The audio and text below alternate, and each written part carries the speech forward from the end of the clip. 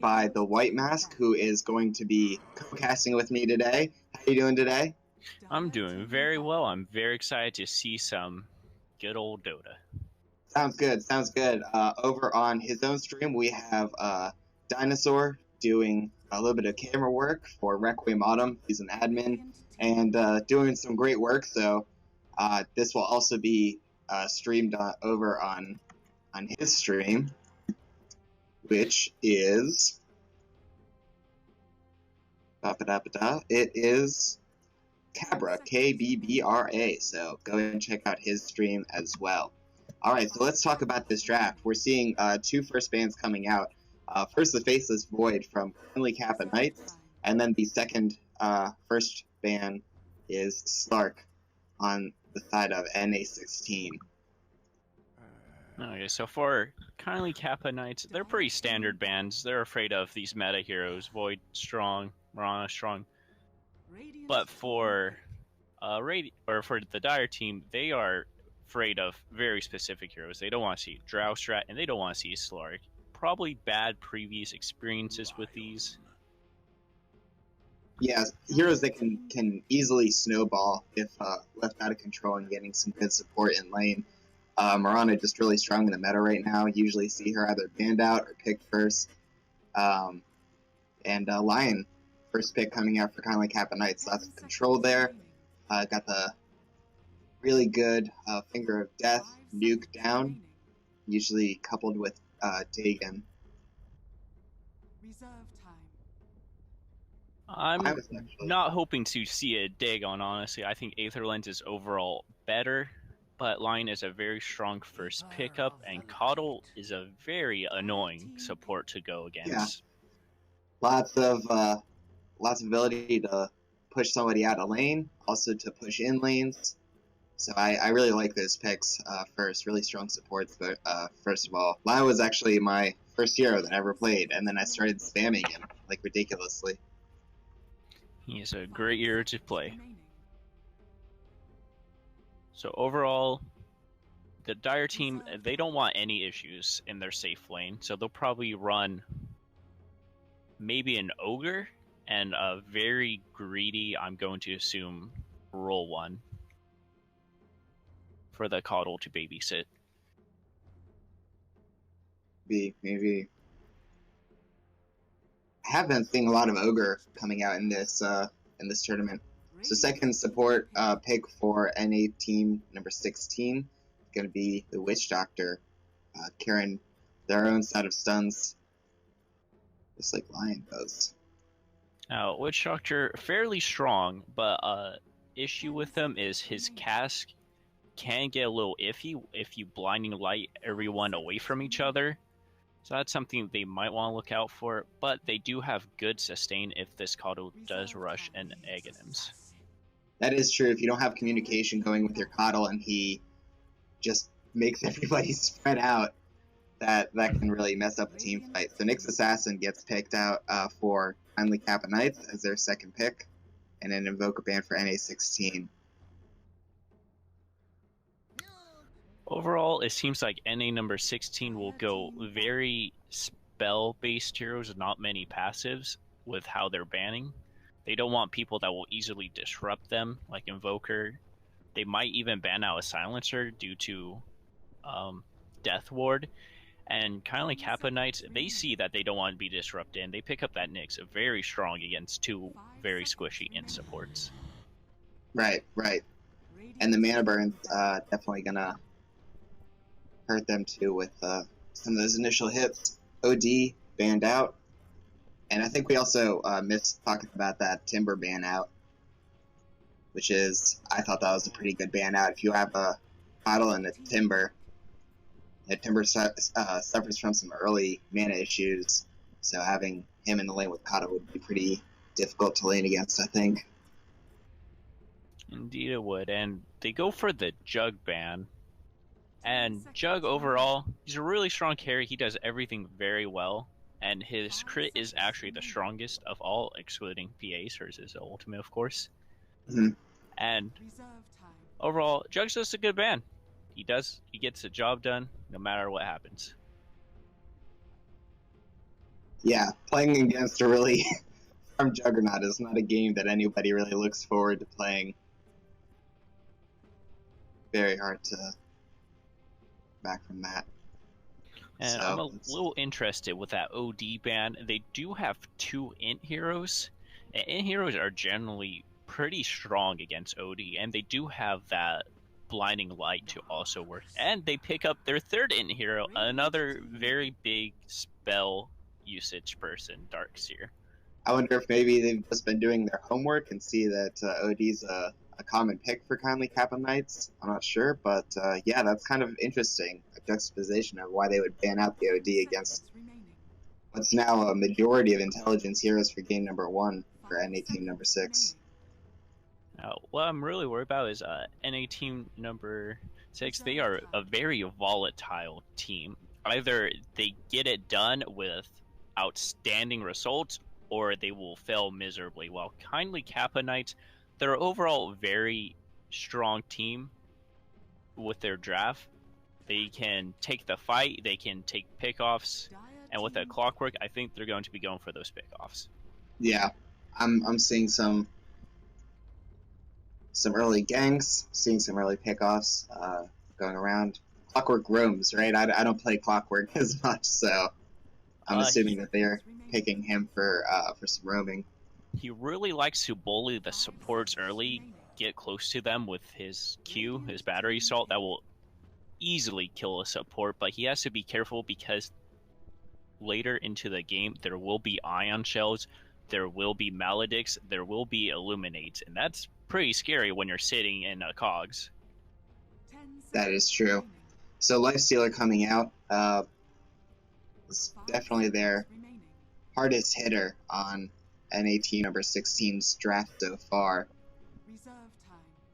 And that's another thing. Lifestealer, he likes Clockwork because Clockwork hooks him, and Lifestealer is like, "Oh, thanks for delivering the food this time." He pops his rage. Clockwork can't do anything against him. The best he can do is blade mail and hope that he gets out alive. That is true. So do you think we're going to see let's see, we're probably going to be seeing, obviously, offlane Darkseer, maybe roaming Coddle, Witch Doctor laning with Lifestealer? I'm hoping Coddle will be more of a jungle farmer, just stack the camps for himself and blast them to get quick Aghanims. I believe that's his strongest way to play him. It just gives him so much everything. He can teleport people across the map, he can push indefinitely, he can high ground defense too, and Terrorblade, he's pretty weak against Coddle. His illusions can get, if they get blinding light, what are they going to do? That is true. Illuminate will just tear through him also, but he is strong against Lifestealer if he can keep that gap. So no Tinker. Oracle ban coming out, a little interesting. It does work very well with the Terrorblade, but I believe they already have their supports with a Lion and Nyx, since Nyx could be a mid actually, and that could be very strong, and Tinker is overall just really good with Lifestealer. He gets in you, he bots to lane, blink on top of someone, and they're dead. Yeah, I understand the Tinker ban, but yeah, I was going to say that they probably need a stronger mid than Nyx. I agree, Nyx probably could go mid, but I thought maybe that they need something else tonight, and they picked that up here with the Storm Spirit. And Storm, he's a very strong. Coddle's mana leak does not go through his ultimate, I believe, so he's free to zip around as he pleases. Witch Doctor and Coddle are both very easy to kill. If Witch Doctor is all by himself and Storm zips on him alone, he only has a 1 second stun. It's not like a Vengeful who can stun for 2.5, or a Shadow Shaman that can hex him for a while. He only has that 1 cast bounce, and so he has to hope that he's never alone. Yeah. So we're going to see him maybe hugging Lifestealer pretty tight here, and we might be seeing a mid pick coming up for NA Team 16 here. Who do you think is going to work best with their team? This is interesting because NA Team number 6, they don't really have any really good people to go against Storm, at least for the late game. They can't really pick up an AM. They could pick up a DP. Odie's banned out. Odie's pretty strong against Storm, because when you get down to trading right clicks, OD will win that in Storm. He's not a big fan of BKBs. And they pick a TA. She's fairly strong against Storm. She can negate a lot of his damage and do a bunch herself. Yeah, I think TA is a pretty strong pick. I was kind of leaning towards TA or DP. I personally would have preferred a DP. They do have a Clockwork, which can put a huge wrench into TA's plans if he hooks on top of her. That TA will not go anywhere. That's true, but she can always hide out for a little bit, so unless they carry dust just for that one Clockwork zip in, she might be able to just kind of wait that out. And my game crashed. So I'm just kind of waiting to reconnect here. Okay, I will I'll wait until the game is... Oh, they're already all back in, so I will start introducing the Radiant. We have Sora on Nyx. We have Not Hitler 69 on Clockwork, doing his little taunt. We have Zyme on Terrorblade, Timmy's dad on Storm, and Chayuki on Lion. All right, and I'm up. Okay, and you got Dire then? On Dire, I'm Rick Harrison on the Darkseer. On the Lifestealer, we have Darutan. Maybe one of those anime references. Sweetie Swooty on the Templar Assassin. CP3 on the Witch Doctor. And finally, Thor Buttock on Coddle. Okay, so it looks like it's going to be a pretty standard, just stack 4 people bot, make sure this Storm gets his rune. 4 people for Dire on top, make sure that TA gets her rune. Nothing special. But Clock will go for the early ward. He might have been seen, they're expecting him. Coddle places down his ward, it's a little too late to see him. And Radiant will see that ward. Yeah, Radiant saw the ward. I thought they pinged out when Clockwork put down his ward up in the Dire jungle there, but I'm not quite sure. Okay, so for this, I think Radiant will have to take a very fast-paced game and abuse those very squishy supports and get some Bloodstone charges on their Storm Spirit. And then overall, after a few kills and a little bit of gold on Storm, look towards this TA with some dust on Clock. And they'll just want to create space throughout this whole mid-game to get Terrorblade nice and fat. And they're actually looking towards this Darkseer already. Oh, backed off.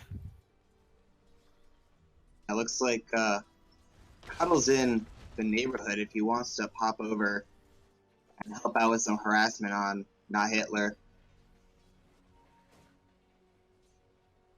Yeah, I personally would Coddle should be trying to stack camps. This they dewarded their small camp, which will allow him to stack and pull, but he should be having Witch Doctor instead of getting really low against this Clock, who, if he took a level 1 of Q right there, probably could have actually killed him. Instead of having this Witch Doctor just slowly die to Clockwork, he should be having him in this camp, stacking while Coddle stacks this and pulls it, and to secure some good farm for the Coddle. Oh, and looks like Not Hitler is going to go on CP3, dropping very low. He popped both his Battery Assault and the Rocket Flare.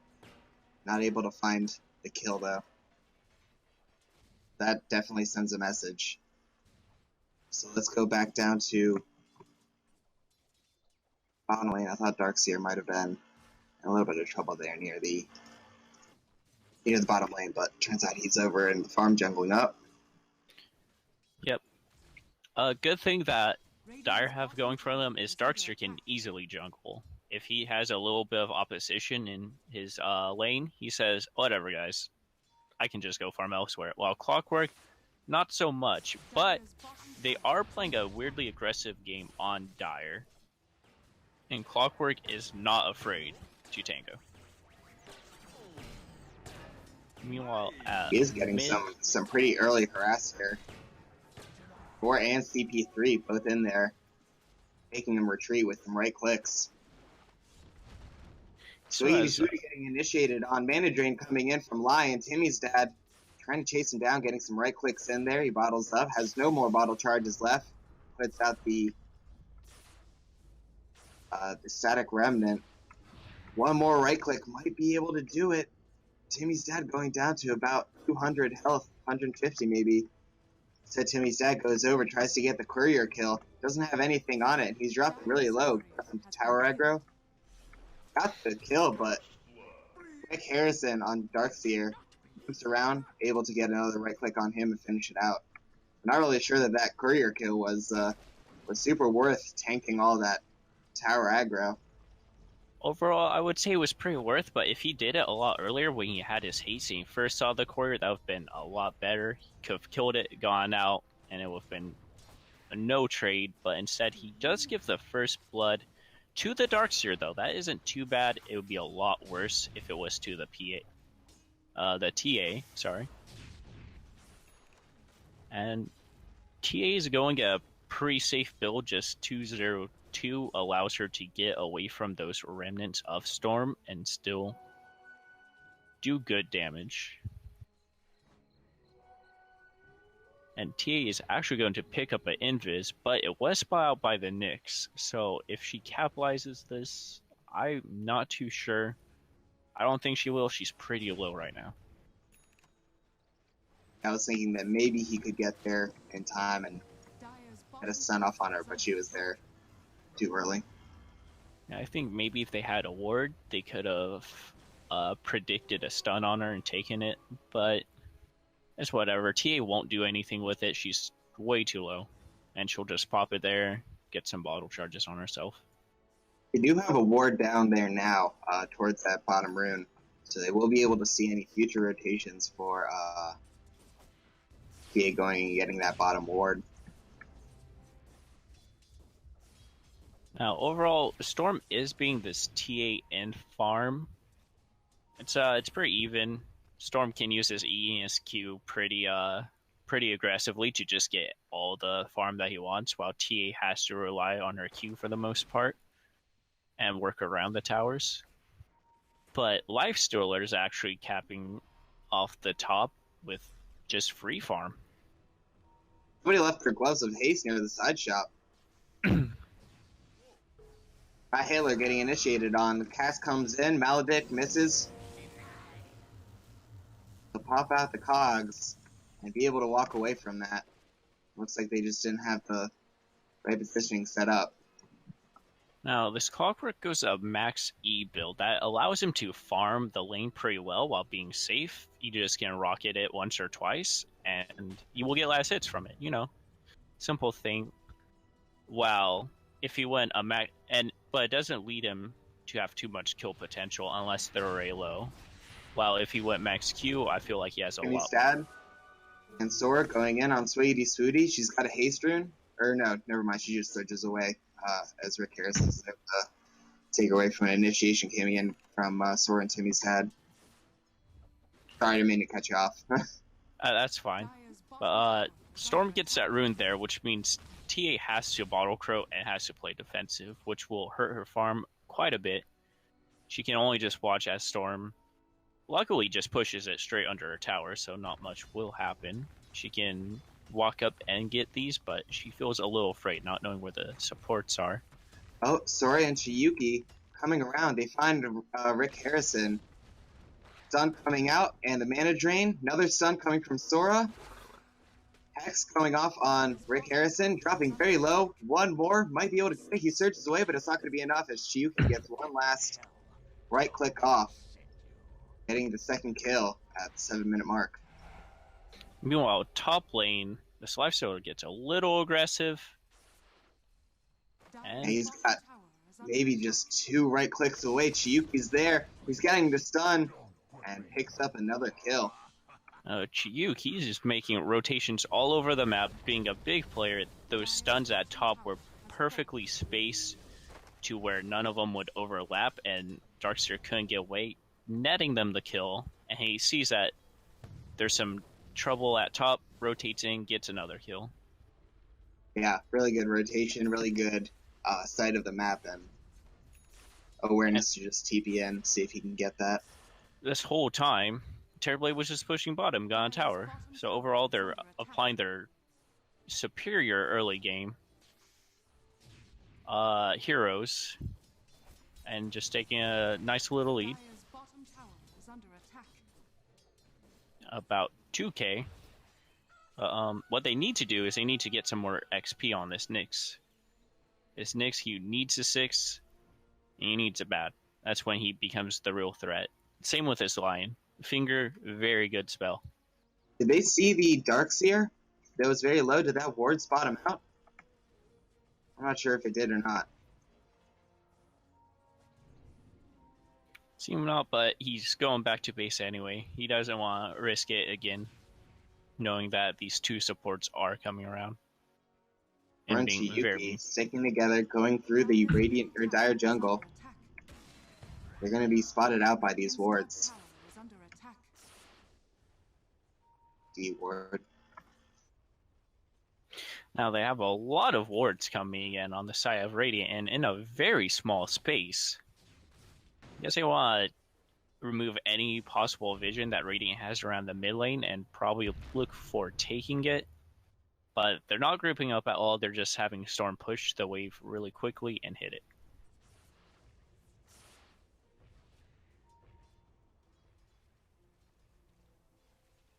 And overall, Dire isn't doing too much. They're dewarding some wards that they know about. And, oh my.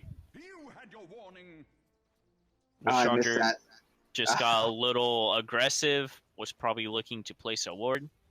They just go in, kill him. And... I missed that. I was making sure that my stream wasn't garbage. Alright. TA getting a couple right clicks on Timmy's dad.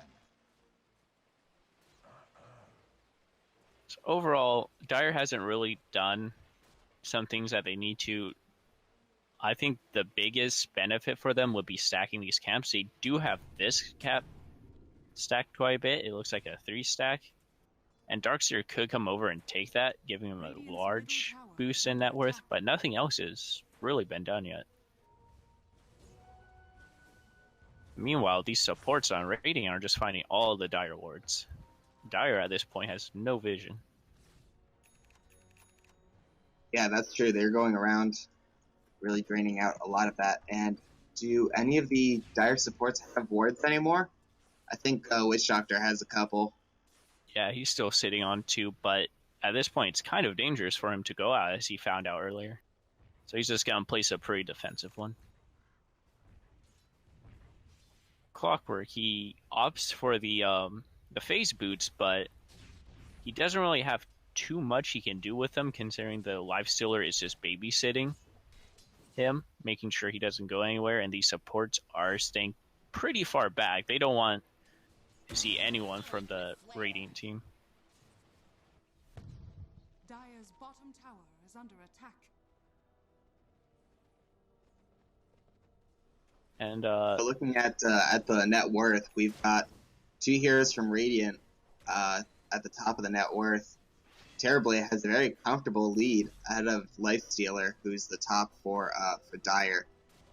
And yeah, Dire is NA team number 16, and Radiant is I don't remember what that stands for. Kindly Kappa Club. KindlyKappaKnights, I think. Oh yeah, Knights, not Club. But it seems like Dire has taken overall a more defensive approach, which is very smart against a Radiant team. But Radiant, they don't want any of that. They're coming straight into this jungle. And it looks like Terrorblade's had just a unquestioned push. Just pushing right up to that tier 2. Nobody's really come to, I mean, other than Coddle, who's come to push out that lane a little bit. There's not much pushing back on him. Coddle with his Illuminate, it's pretty strong. He can kill a wave in 2 blasts. Or 1 blast and just get a couple right clicks in here and there. And Radiant, they're a little nervous about going to the Dire jungle, so they back out. They're going to probably try to get their major items, maybe a Bloodstone on Storm before they try anything too crazy. But Clockwork, he's looking to make a kill mid. He's in the area, about third left on the health for the Tier 1 mid tower on the side of KindlyKappaKnights. No, NA Team 16. Right you are, and overall, they're playing very much... Oh, goes in, and the Ball Lightning's in there too. Puts down the Remnant. One more Ball Lightning. Lion's going to take the kill with one last hit. Lion, actually, Chiyuki has 3 out of the 4 kills. Not really sure that's where their farm needs to be going. I kind of think they would rather see Storm Spirit getting an early Bloodstone into Orchid. Now, Radiant, they take 2 towers simultaneously. They take that bot tier 2 with Terrorblade ultimate, and they take the mid tier 1. Now, getting some farm on Chiyuki, it's overall a pretty good play. Chiyuki has been playing very well. He's been doing his stuns perfectly. It probably would have been better if they laid down a dust instead of a sentry, but I don't think anyone is carrying any dust. But getting an early blink online would cause a lot of issues for Dire. He's coming after Clockwork as he sees Drutan coming out for him. Maledict coming in from CP3. Sora's in the area. Ball landing in from Timmy's dad. Not Hitler on Clockwork will get the kill on Witch Doctor CP3. Drutan also going down to Clockwork. Speedy Swooty and Thor Buttock in the area, but want to just get behind that tower. So we finally see that Bloodstone come out on Timmy's dad. Pretty good timing on that. He gets out and he gets an instant 2 kills with a double damage rune that he got not too long ago, and that was just a perfect read from Radiant. They TP'd people in. Chiyuki was already there warding behind them, and they see Darkstream. Another initiation. Rick Harrison going down as the ball landing comes in from Rick Harrison. Lion with another stun. Chiyuki has the Earth Spikes to get another kill. Now, Dire, they aren't contesting this this push too much. They're just letting it happen, and that's a pretty major mistake because even getting out from swords can allow a Finger of Death going in. They dust out. Drutan gonna get a kill on Not Hitler. Sora getting open wounds. Timmy's dad is in there. He's got the Vortex on Thor Buttock. Thor dropping low. Sweetie Sweetie's going to take him down with one last right hit. Thor's going down pretty low, though. Timmy's dad gets a kill on the Coddle. It's going to be slowed down. Maledict. And he is the Ball Lightning out of there. Very close. 70 health. Bloodstone's out to deny any farm going towards NA team number 16. Yeah, even though Zim just going in and just fearlessly taking that tier 2 mid.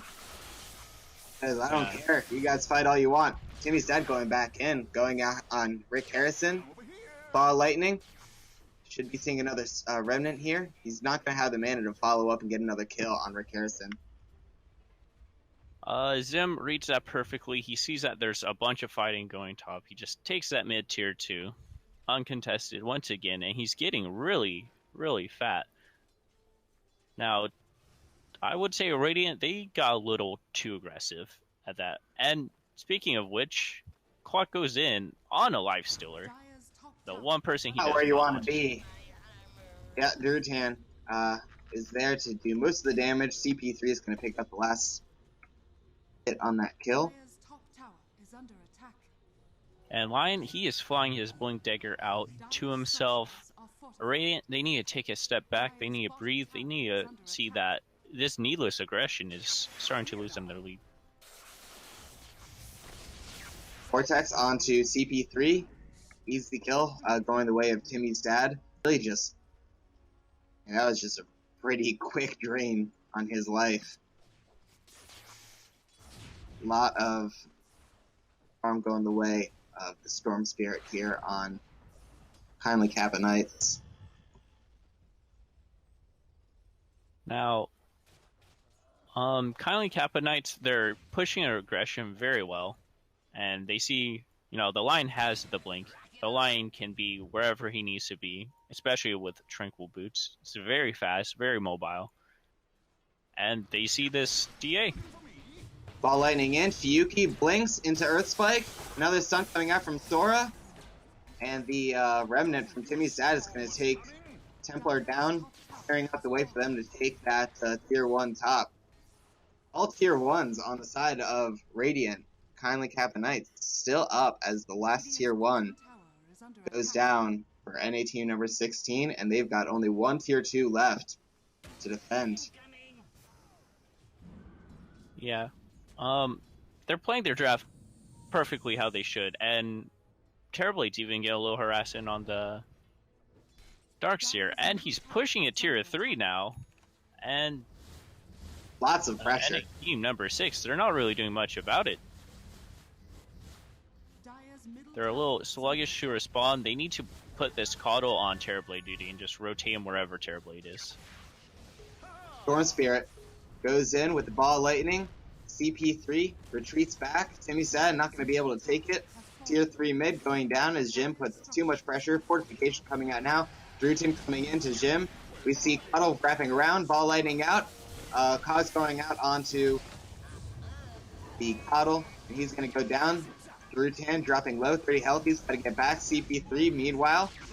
Oh, we saw a vacuum into the wall there. Timmy's dad has very little mana. He has enough to ball lightning out a little bit and get away, and it's going to be enough to save him. Overall, that was a very beautiful push, but they overstayed their welcome. They kept pushing, and Dire showed that a little bit out of it. Rick Harrison got caught out there, and Clockwork is going to be there to help Sora and Timmy's dad. I think he just sent in not Rocket Barrage, what's the name of that? Rocket Flare.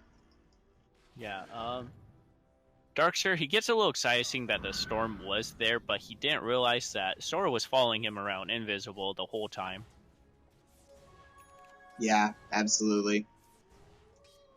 And just a perfect little defensive position for the Sora, causing Storm not to lose any of his Bloodstone charges that he desperately needs, and not to give away any gold to this Darkseer that could have really need to blink at this point. And while NA team number 16 goes to jungle, they're seeing Jim rotate top, send some of those illusions in to push that lane, forcing rotation out from Rick Harrison and Swiggity Swooty. And inside him, there's an Infest. Going in, Darutan, open wounds onto Jim. He Manta Blades out. Trying to go on extra Rutan. Armlet toggling. He's going to go. Getting Swiggity Swooty down too. Unbelievable amount of damage. Not Hitler goes in. Terrorblade will get a triple kill. But going down. Mana Drain coming out on the Not Hitler on the Clockwork here. A little defensive pinging from this TA. And looks like a team wipe as Timmy's dad and Sora join for that for a fight that looks to go on Terrorblade, but just ultimately didn't go well after a triple kill was out. And now they've got the strength and timing available to go and take that tier 2 down. And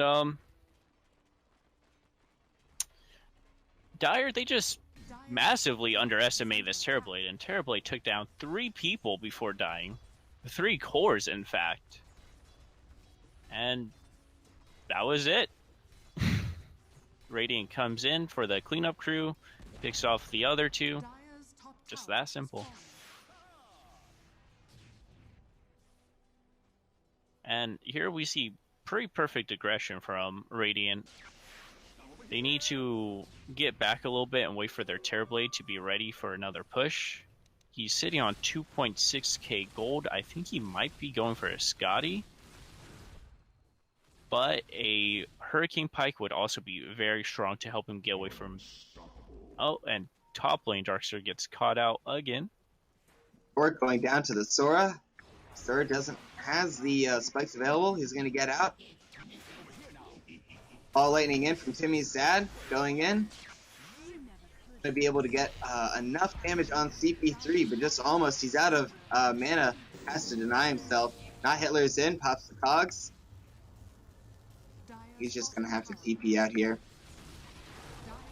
Meanwhile, Jim is up there. He's already got the tier 3 bottom. Pushing the racks now. Causes a lot of damage to these racks, and he has Metamorphosis for next time Dire gets a little bit out of Radiant's team, but they do have exposed racks now against a Terrorblade. That's very scary. Next time a fight happens, I think Terrorblade will just keep doing what he's been doing all game and take those racks. Yeah, I mean, it's interesting to see what's kind of like a wax and wane on the mini-map here. As you see a team fight go up in one lane, Terrorblade's over there split pushing the other lane. Meanwhile, Timmy's dad is zipping all over the place and getting just pick-off kills willy-nilly, especially on that on the Darkseer and the Witch Doctor. And he's already got Orc. That was pretty quick timing. For Orchid. I'm not sure what these kids are calling it nowadays. If they've shortened it down to Orc or not. I prefer Orc. I haven't heard any Orcs. But that is an interesting one. Zipping in. It's going in. And again, just melting down CP3. Yeah, so far, Storm is showing no respect for this Dire team. He is going. He will not stop, but his non-stop aggression has a couple of times landed him into a very bad situation. Luckily, each time I believe he's denied, and that's causing none of this gold to swing over. Yeah, we're seeing 15,000 difference in the team net worth right now, and they're just, speaking of no respect, they know that 4 of them are up. They're still trying to push racks. Timmy's dad goes for ball lightning away.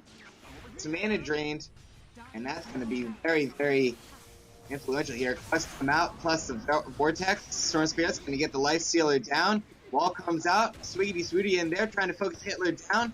A couple last hits. Thor is there to help him out. Sweetie Swooty. No, actually, it's going to be Thor Buttock that's going to pick up that kill. Sora just trying to retreat here. I think we're going to see Jim is just... oh, man. Storm Spirit just goes back in and melts Witch Doctor down again.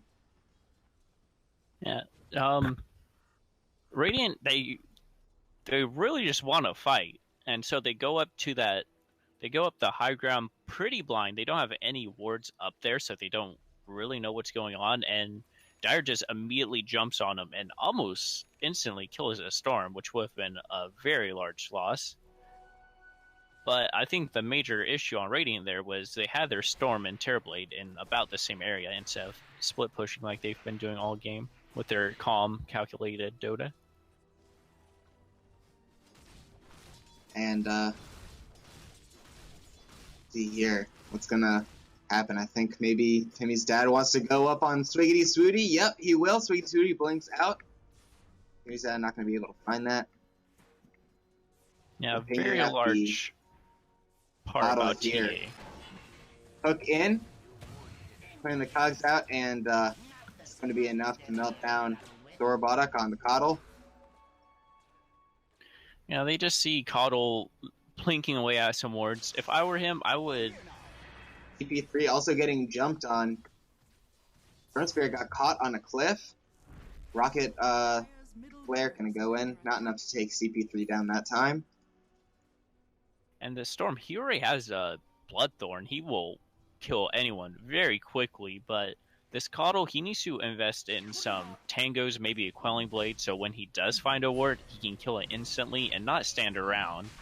Because Radiant, they do have a clock rate, they do have a storm, and those heroes will come immediately if they see a little Coddle all by himself.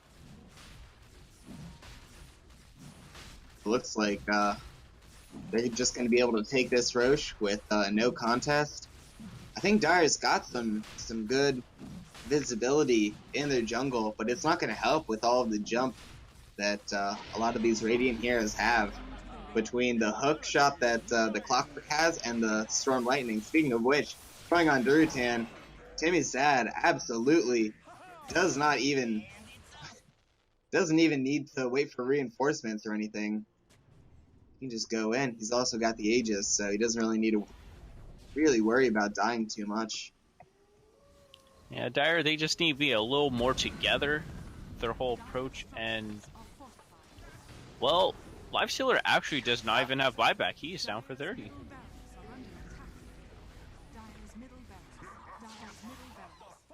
And I think... Correct. Down, and GG is called out. Yeah, I think after a couple of those team fights and just seeing the pickoffs, there's not really much that you can do.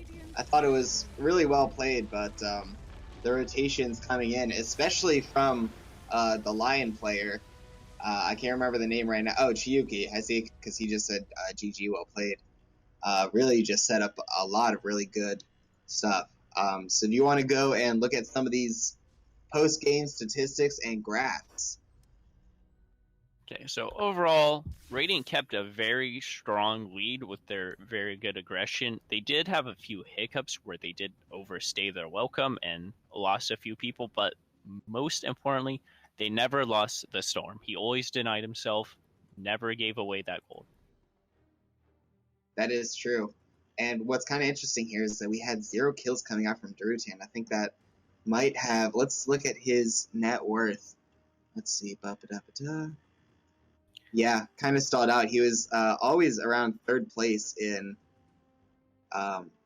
keeping up the farm, but not getting any kills. I think that really hindered him from being what he needed to be as far as team fights went in that game.